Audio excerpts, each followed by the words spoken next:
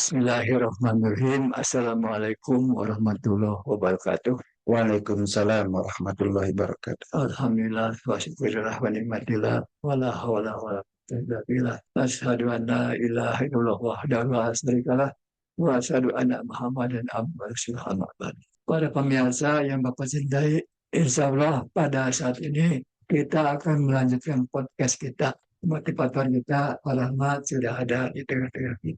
Pada saat ini beliau akan menyampaikan satu formula, yaitu berpikir kritis, akurat, anti bias untuk sukses dalam bisnis. Jadi formula yang dipegang oleh kita itu adalah kata kritis. K itu artinya kenali fakta dan opini. R-nya itu ragukan asumsi dan pengiringan opini. I-nya identifikasi bukti yang kuat. T-nya teliti perspektif yang berbeda. I-nya interpretasi logis, bukan emosional. S-nya saring emosi dan simpati berlebihan. Nah itulah ya arti kritis di sini. Bangga Pak Rahmat dijelaskan kepada pemirsa tentang kata kritis ini. Baiklah Pak Prof ya. Bismillahirrahmanirrahim. Pemirsa, kita akan belajar bagaimana caranya supaya kita itu berpikir kritis. Seperti yang disampaikan Pak Prof, yang berpikir kritis itu adalah kita harus benar-benar melihat sebuah kebenaran. Kalau memang benar, itu pun benar. Kalau memang salah, ya katakan salah. Itulah yang dimaksud dengan berpikir kritis. Nah, saya ingin merumuskan sebuah formula ya, yang disingkat dengan kata kritis. Apa itu formula kritis itu? Ya, tadi secara singkat sudah disampaikan oleh Pak Prof. Saya akan membahas satu persatu. Yang pertama adalah fakta-nya, yaitu kenali fakta dan opini. Ya, artinya kita harus bisa membedakan mana fakta, mana opini. Fakta itu bersifat objektif. Ada seseorang di depan tempat pelacuran. Tapi kalau dia sudah melacur, belum tentu itu. Bisa saja dia baru turun angkot di sana, maunya berhenti. Bisa saja motornya mogok, dia sedang nyari bengkel. Itu bisa kemungkinan. Jadi ada fakta, ada opini. Kita itu harus bisa membedakan.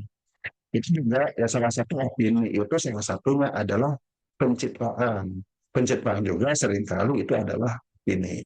Jadi kita harus bisa membedakan mana fakta, mana opini. Kalau kita mendengar perkataan orang lain, kalau kita melihat berita baik di TV, di internet, ya, di koran dan sebagainya, kita juga harus bisa membedakan fakta dan opini. Nah seringkali nih para reporter, para pembicara, pembicara harusnya mereka itu menyampaikan fakta. Sebenarnya seringkali dibunuh oleh opini. Nah, sebenarnya yang pikir kritis, kita itu harus bisa membedakan mana fakta, mana opini.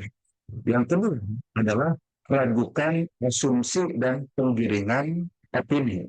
Jadi, hal yang ada asumsi, ya asumsi dengan opini bisa salah, bisa benar. Asumsi itu lebih terdapat.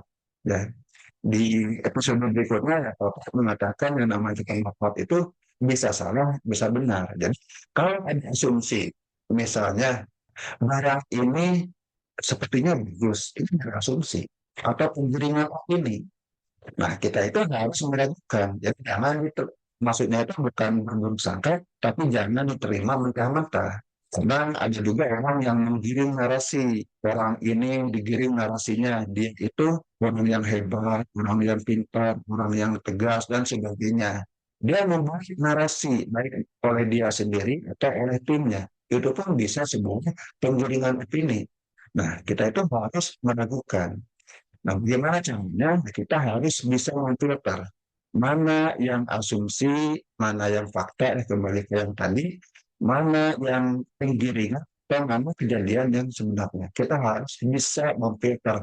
Otak kita itu harus selalu berjalan. Harus memiliki kekuasaan memberikan otak yang luar biasa kepada kita digunakan untuk terus berjalan menyaring mana asumsi, mana pendapat, mana narasi penggiringan, mana pencitraan, dan mana kenyataan. Identifikasi bukti yang kuat. Di sini ditekankan kita harus memiliki bukti yang kuat. Misalnya ya, kita melihat ada seseorang. dia itu memberi uang kepada kita. Langsung kita mengatakan, "Oh, orang ini baik." Buktinya dia memberi uang. Padahal belum tentu, kita belum kuat. Karena kita baru sedikit, baru sekali peristiwa. Kita kan nggak tahu kelakuan orang lain gimana. Di belakang kita gimana. Seperti orang yang terlihat baik di media, apalagi di media, apalagi media yang dikuasai media. Misalnya sebuah produk ini, produk ini adalah produk yang awet. Buktinya, saya menggunakan produk ini selama 10 tahun tidak rusak. Itu belum bukti yang kuat. Tapi bukti yang kuat itu harus dicek minimal 1.000 orang atau 1 juta orang.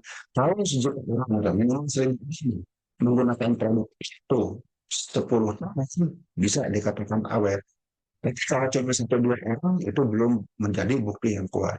Ini pun diterapkan ya di berbagai industri seperti industri pengobatan.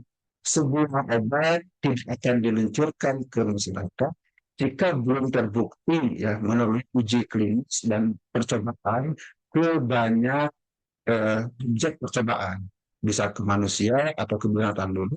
Itu harus dengan bukti yang kuat, bukti yang banyak, baik bukti tertulis maupun bukti lapangan, dan bukti itu harus terverifikasi. Kalau data yang sedikit itu hasilnya pun masih akan bias. Yang keempat yaitu teliti perspektif berbeda. Lalu saya menyinggung tentang data statistik. Data statistik itu pun bisa salah kalau hanya dikeluarkan oleh orang-orang yang memiliki kepentingan tertentu. Dia akan menggiring opini melalui data tersebut. Lalu bagaimana caranya? Kita harus mencari data alternatif. Jika kedua kita melihat pendapat yang kontra. Jika ada orang ya diopinikan orang itu adalah baik, sementara ada orang lain yang mengatakan dia itu tidak baik, kita tidak boleh menerima hanya salah satu saja. Karena saya suka, terimalah data yang mengatakan dia baik. Karena saya tidak suka, kita menerima data yang mengatakan dia tidak baik. Memang yang kritis itu nih, harus melihat perspektif yang berbeda. Dua-duanya harus kita lihat, dua-duanya harus kita tinjau. Dan kita juga jangan hanya memilih satu sumber saja. Kalau menurut satu sumber, apalagi medianya dia, oh dia itu akan baik terus. Terus kita perlu benar-benar melakukan analisis perbandingan dari dua pendapat atau dua perspektif yang berbeda. Interpretasi logis, bukan emosional. Nah, emosional inilah salah satu penyebab kita itu bias, pikiran yang tidak jernih, ya bias akan tertutup. Jadi kita harus lebih mementingkan logika objektif. Dan kita juga penting mengendalikan emosi.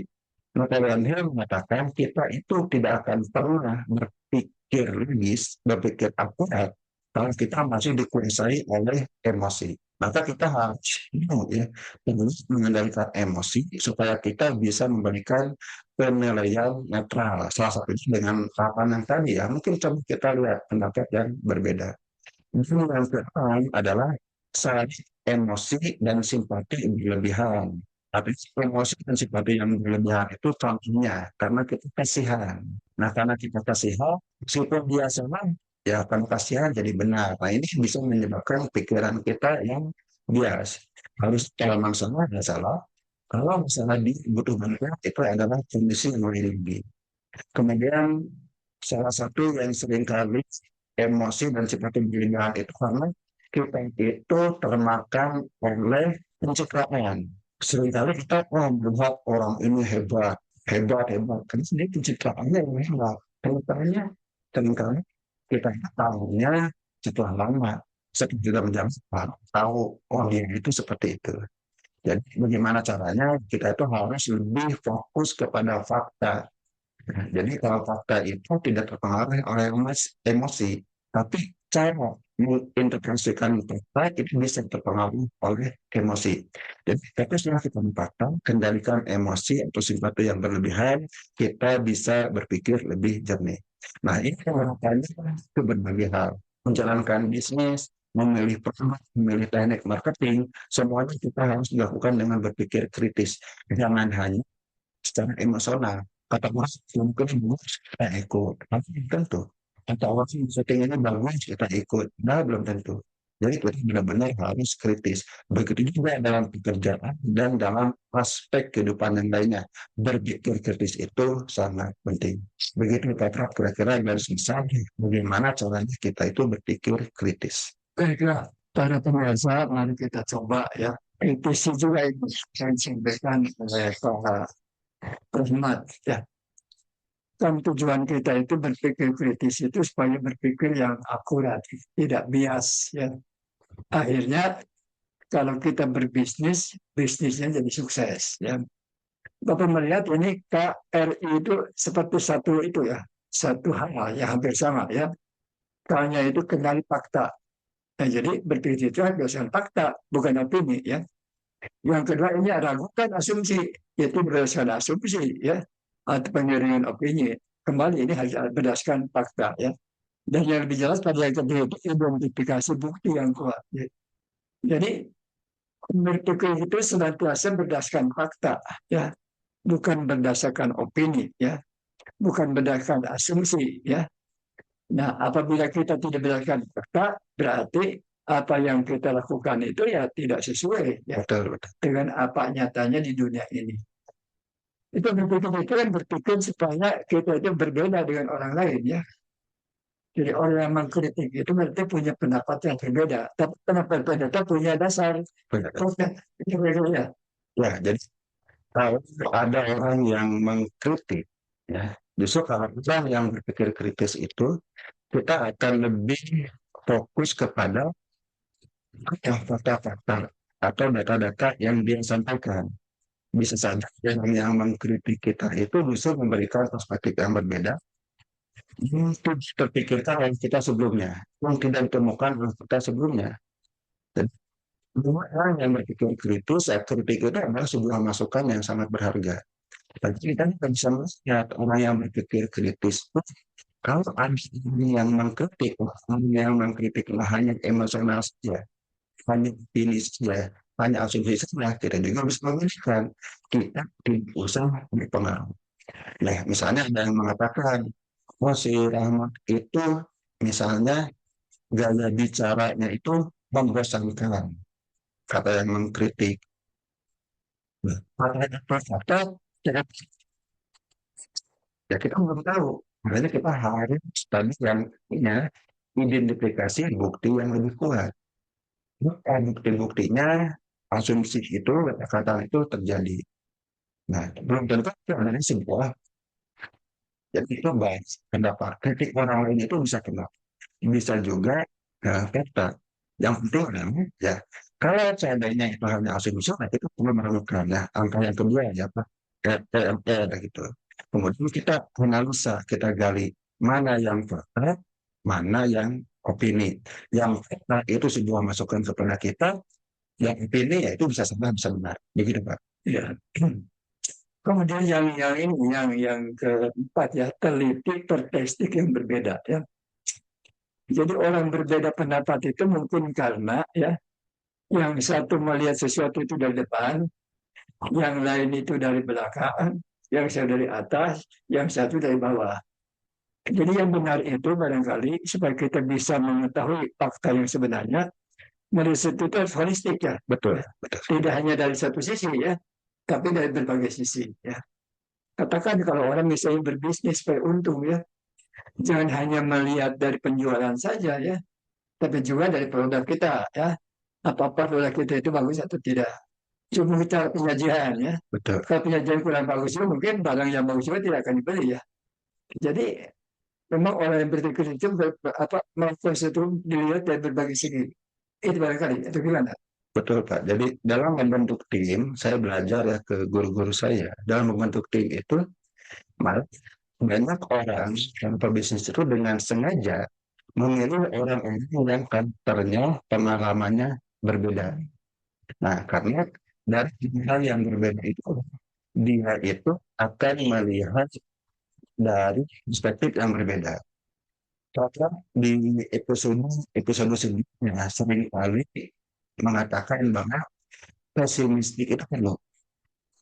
Jadi jangan dia optimis saja. Nah, jadi kita pemimpin bisnis, melakukan orang itu dengan sengaja apapun, memilih orang yang optimis, memilih juga orang yang pesimistik. Tapi tentu saja punya latar belakang yang berbeda. Ya. Nah, jadi ini saat-saat gagas curang pendapat, ya, berpikir bersama, brainstorming, dua itu menghadirkan diskusi. Orang yang optimis mengatakan seperti ini, orang yang pesimis mengatakan ini, sehingga nanti si pemimpin bisa melihat seperti yang dikatakan Pak Prof tadi secara holistik, secara menyeluruh. Jadi tidak hanya melihat di satu sisi saja. Dan sebelum contoh ini sebuah bisnis, ya, dari segi tren, dari segi tren itu bisnis ini sedang booming. Orang optimis mengatakan langsung kita jalan bisnis ini, produk ini. Ini ini mengatakan sekarang kami sebentar lagi sepi merebut gitu. Jadi ini hanya bisnis yang muncul, bisnis dengan sekarang menggelembung sebentar lagi kempes. Itu orang pesimistik. Nah, akhirnya muncul saya melihat bagaimana cara menangani ide bisnis ini. Orang ini bisnis yang perspektif dijalankan dengan cepat. Kalau memang cepat meredup, bagaimana dalam antisipasinya? Nah, ini hanya bisa kita lihat jika kita tuh melihat dari berbagai perspektif yang berbeda. Hanya memikirkan dari orang yang misalnya yang jalankan ternyata udah investasi banyak bisa potong. Sebenarnya kalau kita hanya melihat dari pesimis ya udah nggak jadi. Padahal ternyata si bisnis ini bisa menghasilkan keuntungan yang besar. Begitu Bapak. Ya, itu kan tadi dengan yang ini interpretasi logis, bukan yang emosional. Ya. Jadi yang logis itu berarti berdasarkan otak, ya, Gitu. pikiran, ya. Tapi sebenarnya tidak semua bisa menggunakan otak, Pak, itu ya. Misalnya nasib kita ya ke depannya, kadang-kadang perhitungan otak begitu logis ya, begitu efektif, ya perusahaan itu akan sukses. Tapi kadang-kadang akhirnya tidak sukses juga lah, ya. Karena ada faktor-faktor lain yang hilang itu, ya. Gimana? Barangkali ada penjelasannya. Ya, saya sangat setuju. Sebagai perspektif orang Islam, ya, karena podcast ini memang kita bawakan secara Islami, artinya kita akan melihat dari sudut pandang Islam. Segala sesuatu yang terjadi ya di dunia ini, semuanya adalah kehendak Allah. Manusia itu hanya berencana, hanya berusaha, tapi yang menentukan itu Allah. Jadi banyak sekali faktor non teknis. Nah, tugas kita adalah ikhtiar maksimal.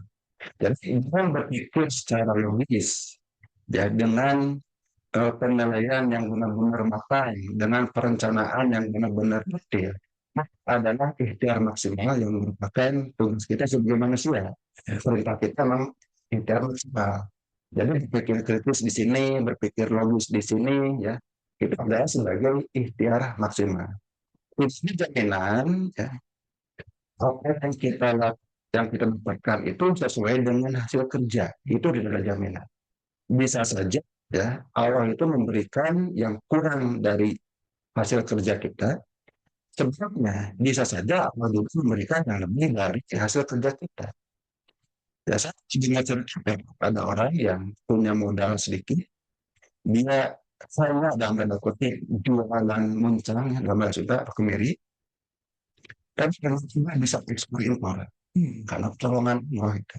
Sebenarnya yang punya modal besar sampai miliaran, itu lama kemudian bisnisnya bangkrut. Padahal orang-orangnya juga orang-orang yang ya, rencananya juga udah matang. Peluang bisnisnya yang dipilih juga hasil dari ini, tapi ternyata di bangkrut. Jadi sebenarnya di sini yang bangkrut itu adalah Allah. Jadi kita dengan buru-buru mengatakan segalanya sudah kita Allah, kita asal-asalan. Nah ini yang salah. Kita tidak asal-asalan. Kita harus ikhtiar maksimal. Jadi kalau berpikir benar-benar secara logis, secara kritis tanpa bias emosi ya maupun bias dari simpati. Tapi kita harus benar-benar berpikir kritis. Kita harus memiliki sebanyak mungkin karena itu juga perintah Nabi. Kemudian keterampilan. kita harus bisa melakukan segala sesuatu dengan profil, karena itu pun perintah Nabi. Artinya itulah sebagai usaha ikhtiar kita. Soal hasilnya ya kita serahkan saja kepada Allah dengan cara bertawakal. Begitu Pak. Ya. Jadi memang kadang-kadang kehidupan itu ada yang di luar perkiraan kita. Betul. Ya katakan pada tahun 97 ya 98 99 lah terjadi krisis ekonomi ya. Banyak orang bangkrut, teman-teman itu ya bangkrut karena krisis ekonomi ya. Dia punya hutang dalam bentuk dolar ya. Kemudian dolar berubah nilainya yang dia 2.500 per dolar jadi 15.000 ya. Dan waktu semalam katanya utang saya 6 kali lipat ya. Nah itu kan di luar perkiraan kita. Padahal bisnis kita udah diperhitungkan ya dengan otak yang logis gitu. Ini kan sekarang ini lah, bisa terjadi coronavirus ya. Nah, corona itu banyak orang yang jadi sengsara Pak ya. Ya, ya teman Bapak ada yang berbisnis ya. Akibat corona sekarang jadi bangkrut usahanya gitu ya. Itu kan di luar perhitungan ya. Nah ini masalahnya supaya kita itu tidak rugi besar gitu ya, Pak Rahmat ya. Selain dari kita tetap menggunakan otak kita dan berbisnis, apalagi yang harus kita persiapkan? Ya, dalam bisnis itu ada yang disebut dengan manajemen risiko. Ya, artinya kita harus memahami risikonya, kemudian kita bisa mengantisipasinya. Nah, kalau risiko itu bisa kita ambil, bisa kita tangani, ya jalankan saja. Meskipun risiko itu ada. Nah, tapi kalau risiko itu membuat kita tidak bisa bertahan, berarti kita harus mengubah cara kerjanya, cara bisnisnya. Misalnya, bagaimana sih caranya kalau sebuah bisnis dengan sebuah bisnis yang resikonya sangat tinggi. Maka mungkin kita bisa mencoba ya dengan investasi yang bertahap. Dan nggak langsung besar investasinya. Kalau dengan investasi yang kecil sukses, kita lanjutkan. Tapi dengan investasi yang kecil juga sudah gagal, maka kita mungkin bisa diperbaiki atau caranya ganti.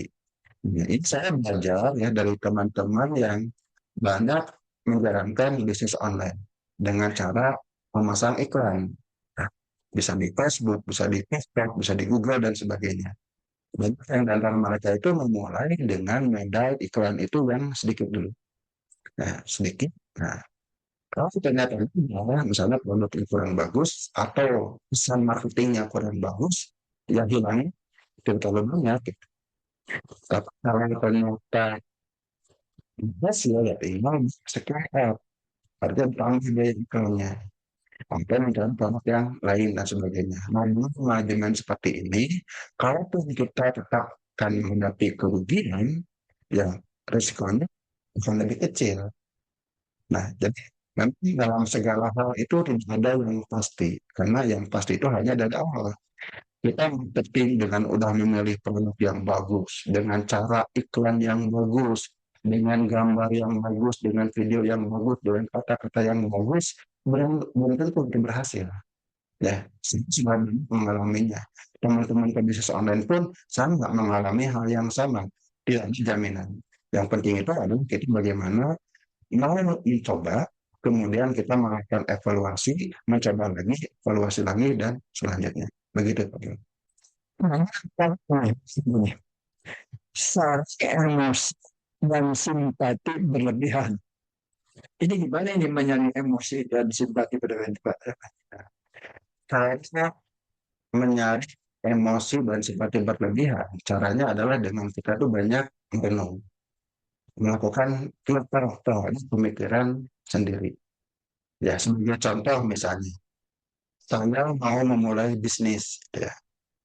Saya itu suka sekali misalnya dengan sebuah makanan. Contohnya itu adalah rengginang. Saya suka sekali dengan rengginang. Nah, artinya itu kan emosi perasaan saya, kesukaan saya adalah rengginang. Kemudian simpati saya terhadap rengginang. Karena saya saking sukanya.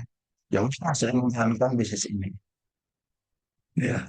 Benar, bisnis rengginang itu bagus. Hanya berdasarkan kesukaan saya sendiri. Tapi kita harus fokus ke kita analisa. Bagus nih bisnis rengginang. dan orang yang sudah menjalankan bisnis ini, bagaimana penjualan dia, bagaimana biaya produksi dia, bagaimana persaingan dia.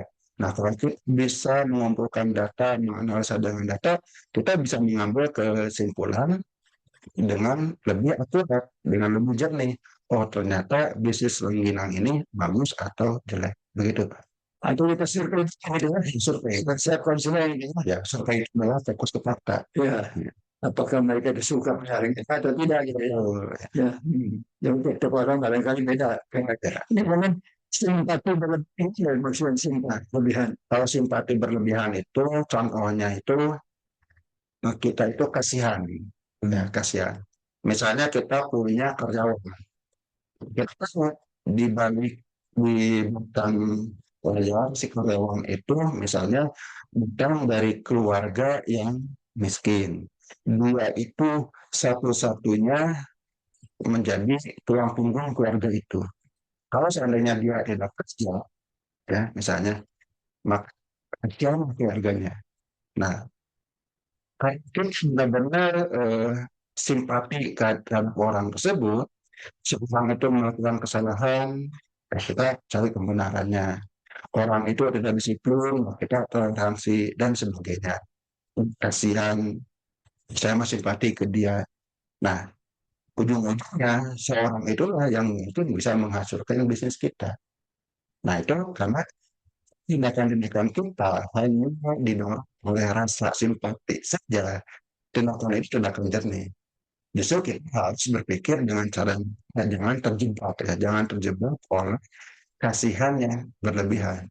Justru kita itu harus eh, berpikir bagaimana caranya supaya dia itu menjadi lebih baik, bukan membiarkan.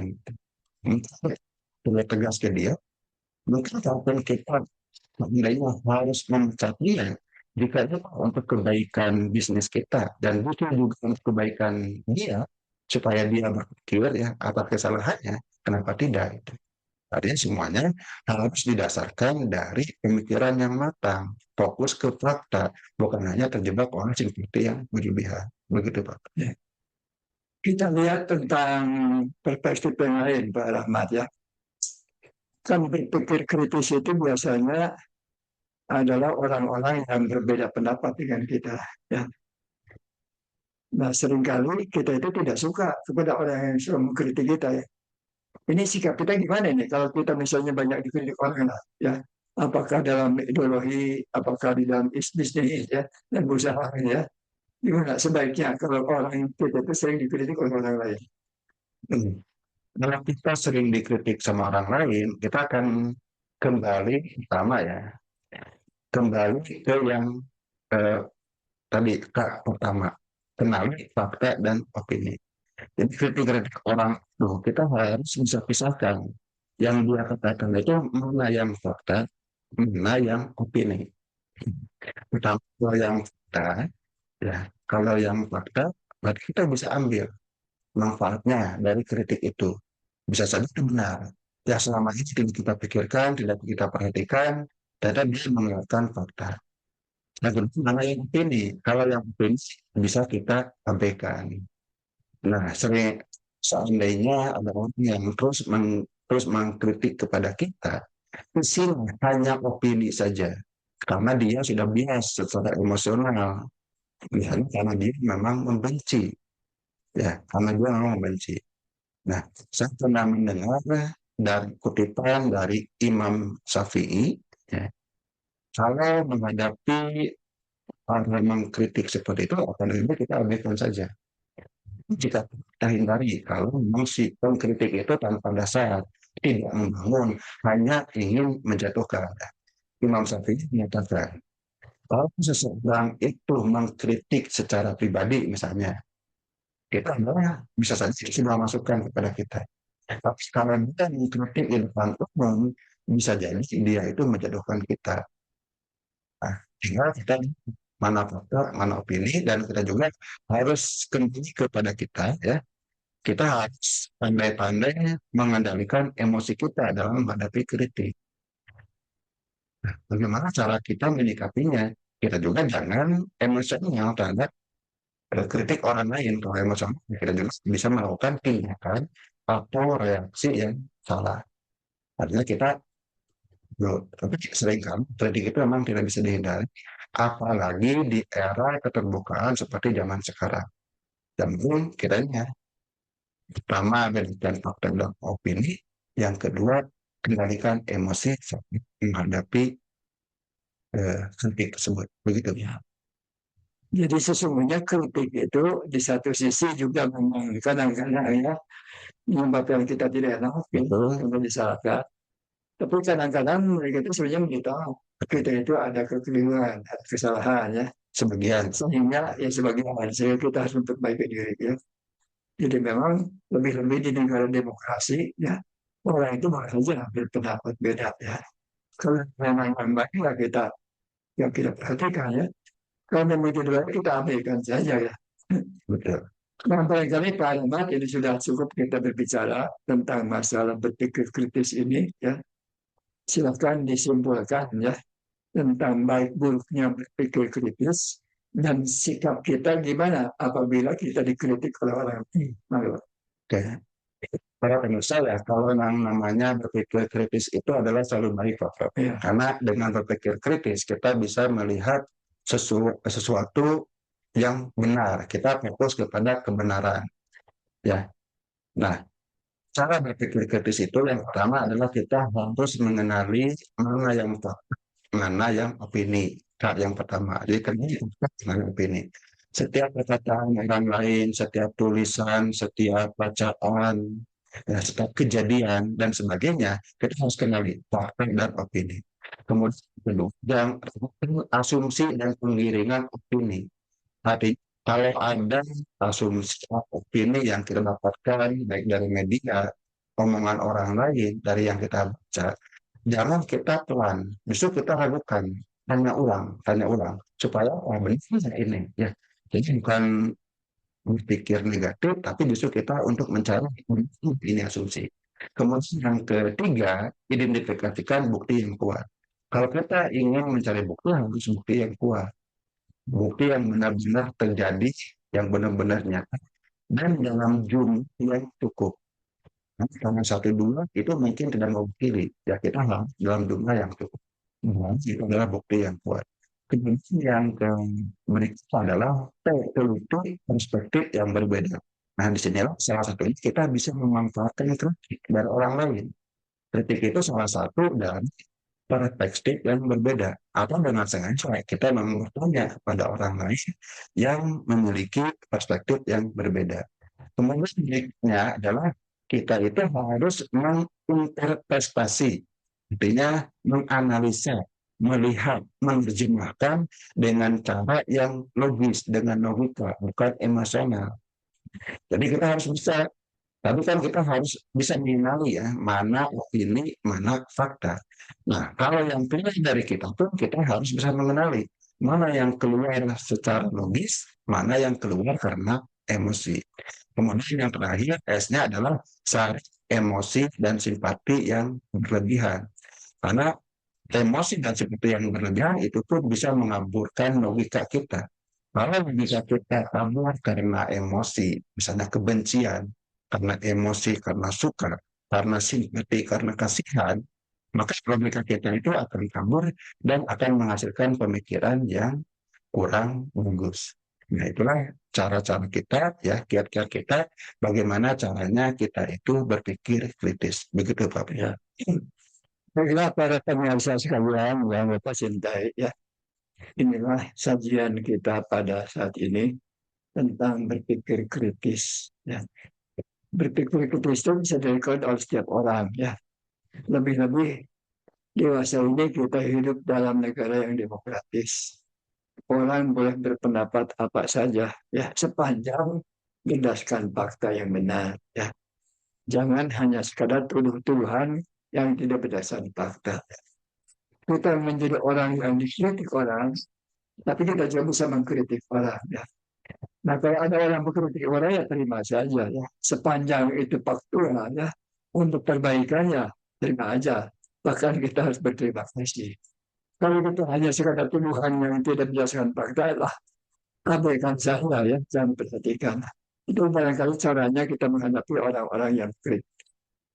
Baiklah Pak Ahmad, silakan disimpulkan secara garis besar ya dari pandangan yang telah disampaikan oleh Pak Rahmat yang tadi sudah dibeberkan cukup luas supaya para pemirsa bisa mendapatkan katakan simpulan yang lebih jelas dan Oke, baik. Ini kesimpulannya adalah berpikir kritis itu intinya kita berfokus kepada fakta, ya, bukan kepada emosi, bukan karena asumsi, bukan karena opini. Ya, seringkali orang yang mengeluarkan pendapat berbeda di sana kita juga bisa melihat sesuatu yang tidak kita lihat. Jadi kita akan mendapatkan sesuatu yang secara utuh dan secara menyeluruh. Begitu kayak ringkasan dari bagaimana cara berpikir kritis. ya. Itulah para hamba para sekalian. Mudah-mudahan ada manfaat kita yang ini. Mohon maaf atas segala kekurangannya. Wassalamualaikum warahmatullahi wabarakatuh. Waalaikumsalam warahmatullahi wabarakatuh.